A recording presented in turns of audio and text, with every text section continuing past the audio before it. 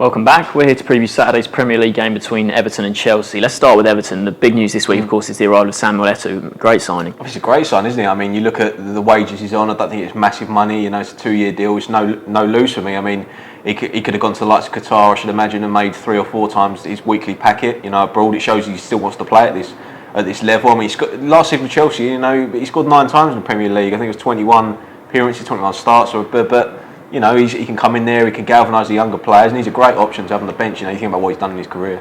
Chelsea, it's a really tough game for Everton. They're 6 points out of 6 so far. Perfect start. It has been a perfect start. They've looked very impressive. Opening day against Burnley, they went behind, but the way they bounced back, they were just so good. They could have got far more than 3 goals if they pushed on in the second half. And then against Leicester, again, it wasn't a great performance, but it was just a typical Mourinho performance. He never felt they were going to lose that match, and it's going to be very hard to beat them all season.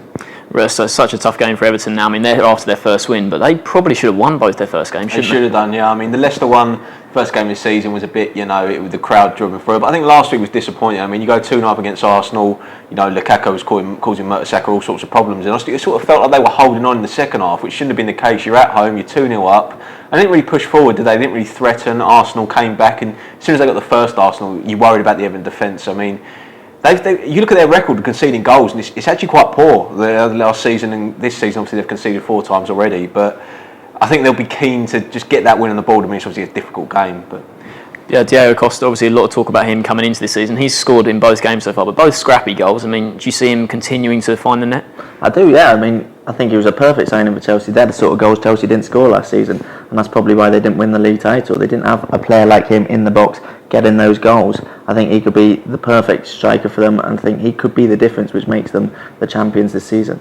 Quick word on Felipe Luis, Matt. Obviously, you saw a lot of him in Spain last season, but he's yet to start a game. Many people thought he would start at left back, but he hasn't started yet. Massive surprise. I mean, Azpilicueta's obviously been very good in the last season, a lot of last season, beginning of this season. But Felipe Luis, for me, is probably the best left back in the world. You know, you don't sign a player of that calibre and put him on the bench. And same with Courtois. You know, he made a tough decision getting Cech out of the team.